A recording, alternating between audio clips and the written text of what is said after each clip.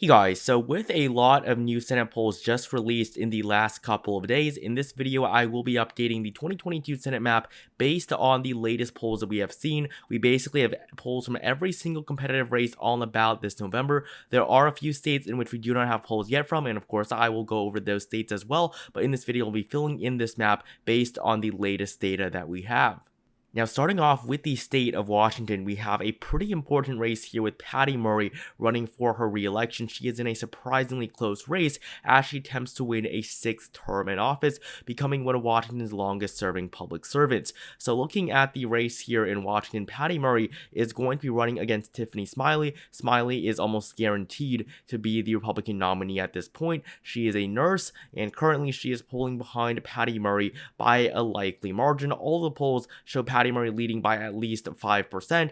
This poll here was an internal poll by the Smiley campaign, and it still showed her down by 5%. So Washington probably is not going to be solid like it was in 2016, but Patty Murray is all but guaranteed to win the race at this point. So the state of Washington is going to be likely for the Democratic Party based on the polls that we have seen.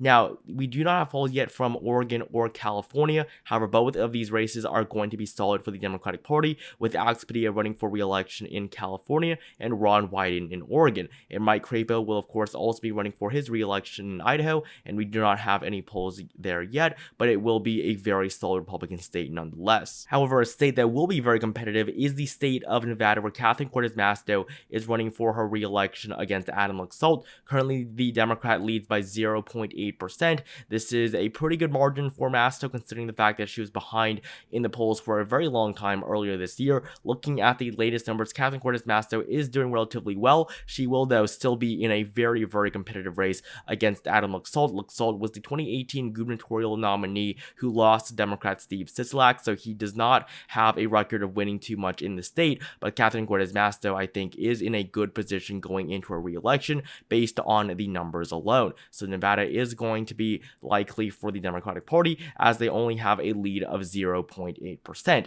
In Utah, though, there will also be a surprisingly competitive race. Here in the state of Utah, Mike Lee is running for a 2nd term in office, and he is going to be challenged by independent Evan McMullin. Evan McMullin is an independent, he is a conservative, but he has also received the support of the Utah Democratic Party, who for the first time in its history chose not to nominate their own candidate for the Utah Senate election. So Evan McMullin, running as a conservative independent, is making the race here in Utah a lot more competitive than it originally was. And looking at the polling average, Mike Lee is only ahead by a margin of 10.5% over Evan McMullin, so Utah currently is only going to be likely for the Republican Party.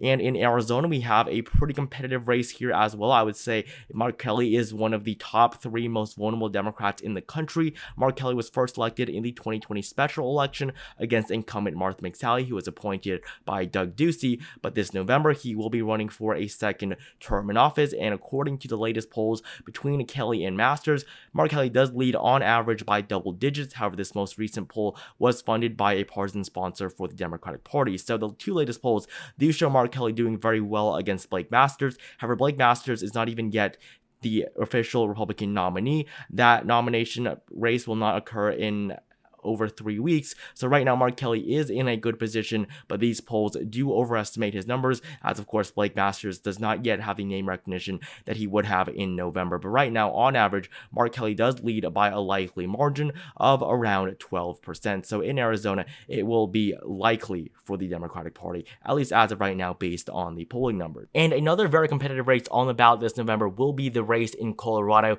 where Michael Bennet is running for a 3rd term in office. So Joe Dia is going to be the Republican nominee. He recently won the nomination of the GOP. Ron Hanks was the candidate that supported the Trump 2020 election lie, and of course he did end up losing the primary, with Joe Dia being a much more of a moderate Republican. So this race will be between Bennett and O'Dia. Currently, according to the latest poll that has been released, though, Michael Bennet is ahead by a margin of 13%. So this race is going to be pretty solid for the Democratic Party. According to the latest poll, Colorado is going to be likely, just like Arizona and Washington, at least least according to the latest numbers that we have seen. In Alaska, though, the race is going to be very solid for the Republican Party, whether it is Kelly Tshibaka or Lisa Murkowski. So Lisa Murkowski will be running for her 4th full term in office this November, and Lisa Murkowski is in a pretty close race right now against Kelly Tshibaka. Kelly Tshibaka does represent the Trump wing of the Republican Party in Alaska, which is a pretty significant chunk of the electorate, and so the race will be decided in November,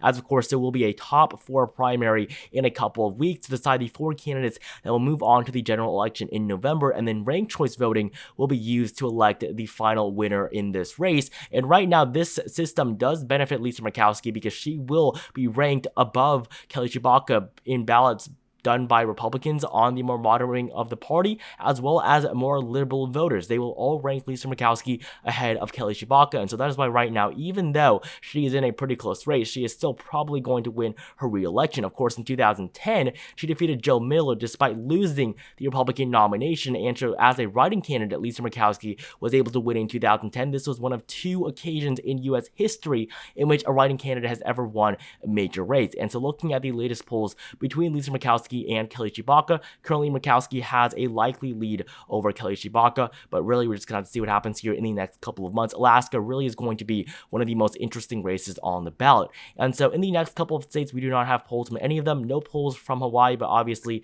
it is going to be very solid for the Democrats with Brian Schatz winning his re-election. And then in the 5 races here in the very center of the country, we do not have polls from these states, either North Dakota, South Dakota, Kansas, or the 2 elections in the state of Oklahoma. And now that we have the western half of the U.S. covered, we're now going to move on and cover the 4 races that are west of the Mississippi. So starting off with the state of Iowa, where Chuck Grassley is running for an 8th term in office. Michael Franken, a former Navy Vice Admiral, will be the nominee to challenge him. And so looking at the race here, Michael Franken only is behind by 3 to 8 points according to the 3 latest polls released. Granted, 2 of them were released by the Franken campaign, but this latest poll released by Seltzer and Co., an A+ rated pollster, shows Michael Franken only down by 8 points. Chuck Grassley is only ahead by 8%. I mean, this is a abysmal number for the Republicans. Chuck Grassley, of course, won by 25% in 2016 against Patty Judge. So any number that is not solid for Chuck Grassley will be pretty disappointing. But Chuck Grassley's age will be a major issue of this campaign. And so even though Iowa is shifting to the right, the race here is not that solid for the GOP. And so the state of Iowa is only going to be likely according to the latest polls. Now in Missouri, we have a very contested primary on both sides. However, as of right now, it looks like Eric Schmidt is going to end up being the nominee. On the Democratic side, it is a very contentious race between Lucas Kunz and Trudy Valentine. So after that primary is decided, we're going to have a much better picture of this race. But Eric Schmidt leads by likely margins to solid margins in all of the polls that have been released over the last few months against the potential Democratic candidates. So Missouri is also going to be likely for the Republican Party. In Arkansas, we do not have polls here, but it will obviously be a very solid red race. And of course, in Louisiana, it will be solid as well. But we do have one poll released here for Ted Kennedy in the state of Louisiana, not Ted Kennedy, but John Kennedy in Louisiana. John Kennedy is fully expected to win his nomination. He's ahead by 40% in the latest poll released. And now we're going to move on to the states in the Midwest. So I'm going to fill in Illinois and Indiana because we do not have polls from those states. But in the state of Kentucky, it will also be very solid for the Republican Party, with Rand Paul leading by 16% according to the latest poll released in early this year. So Kentucky is going to be very solid for the Republican Party as well. Rand Paul is going to easily win his re-election. He's already ahead by 16 points, and in the end, he's likely to win by a much larger margin than that. Now, in the state of Wisconsin, though, we have a very competitive race with Ron Johnson running for his re-election to a 3rd term in office, and of course, he will be running against Mandela Barnes. Mandela Barnes is almost fully expected at this point to win the Democratic nomination. He is the incumbent lieutenant governor of the state, and according to the latest poll between Mandela Barnes and Ron Johnson, Barnes does lead by 2 points, and this is the only recent poll between the 2 candidates. So in the state of Wisconsin, it is going to be lean for the Democratic Party. In Ohio, we also have a surprisingly close race. Really, it should not be this way in both Wisconsin and Ohio, but in Ohio, we have a much larger sample of polls, and according to the polling average here on 538, Tim Ryan is actually ahead by 2%. J.D. Vance is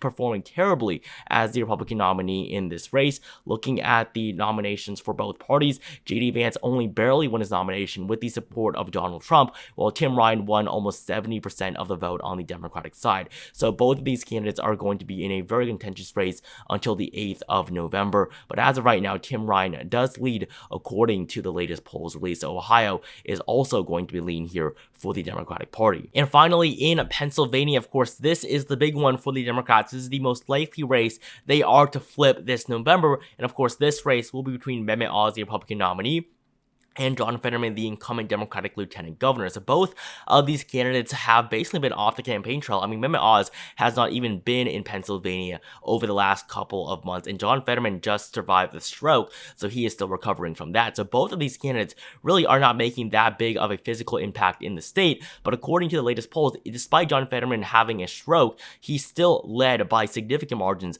According to the three latest polls released, Fetterman leads by 4%, 6%, and 9%, according to the three polls released in mid-June. And all of these polls are independently sponsored, and they are all pretty abysmal for Mehmet Oz. The Republican Party currently hold this state, so if they lost this, it would be terrible for their chances of flipping back the Senate. So Pennsylvania, at least according to the latest polls, is going to be likely for the Democratic Party. And of course, we've gone over this race many times before, just like we did yesterday, and you can check out that video as well after this one. And so to finish off the Northeast here, starting off with the states of New York and Maryland, both of these races are going to be very solid for the Democratic Party, but we do not have polls out of them yet, but we do have polls out of the very solid state of Vermont, with Peter Welch destroying Chris Nolan according to the one poll released in mid-April. Now, Welch is the sole representative representing the state of Vermont in the U.S. House, and he will become the state's second Democratic senator, succeeding Patrick Leahy. Now, Patrick Leahy will not be running for a 9th term, and he is the only Democrat retiring after these midterms. So Vermont, obviously,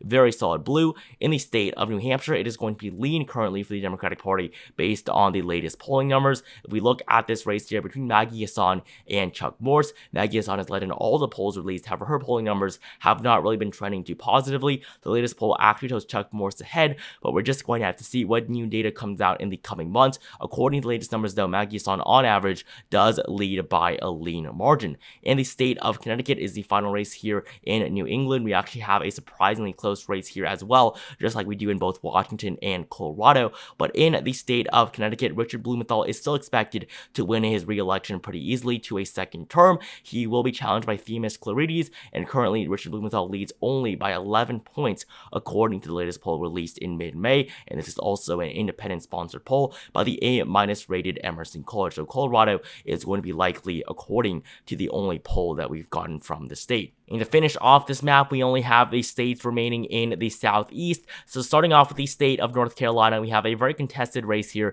between Ted Budd and Sherry Beasley. Ted Budd is, of course, a current U.S. rep, and Sherry Beasley is the former Chief Justice of the North Carolina Supreme Court. So looking at the latest polls here, Ted Budd leads on average by a margin of 1.8%. This is less than the 5.4% margin that he had just a little bit over a month ago, but this is mainly because Sherry Beasley actually led in the A+ rated Survey USA poll. So the numbers right now really are not that great for the GOP, but they are good enough that they're still probably going to win this race. Ted Budd is polling better than Tom Tillis did in 2020, and of course Tom Tillis did also end up winning his race. The latest Trafalgar poll, I think this is the surprising one, only shows Ted Budd ahead by 3%. So right now North Carolina is going to be lean for the Republican Party, just like Ohio and Wisconsin are lean for the Democrats. These close races, the polling numbers, I don't think are telling the best picture as how these races are going to go, because I do think North Carolina is going to go for the GOP by over 5%. And finally, we have the states of Georgia and Florida. We do not have polls out of Alabama or South Carolina, but both of these races are going to be very solid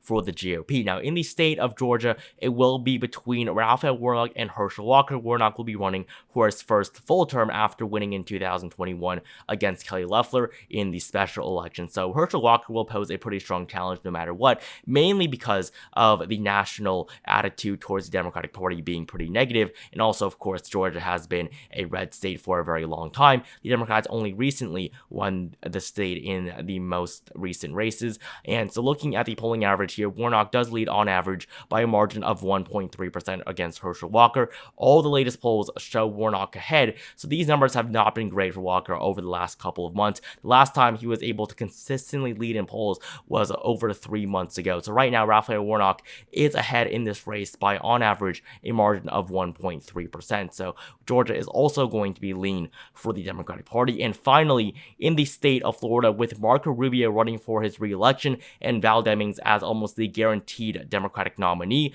this race will not be that close, not nearly as close as Georgia. Typically, you would expect Florida to be one of the closest races like it was in 2018 on both the Senate and governor levels, but this time around, Florida is going to be pretty solid for the GOP, with Marco Rubio leading by likely margins in every single poll that has been released. This poll right here showing Demings up by 2%. This is the only poll released throughout the entirety of the election cycle over the last 2 years showing Val Demings ahead. So the state of Florida is going to be likely for the Republican Party. And so this is the complete 2022 Senate map based solely on the latest polls that have been released as of the 18th of July. Looking at this map, the Democratic Party is doing very well in the states of Wisconsin and Ohio, 2 races they really should not be winning. They are also leading in the polls in Nevada, Arizona, and Georgia, and are currently expected to flip the state of Pennsylvania, at least according to the data. And currently, Nevada is actually going to be the closest race according to the polls alone. Now, obviously, polls can be wrong, and I fully expect them to be wrong in the states of Wisconsin and Ohio.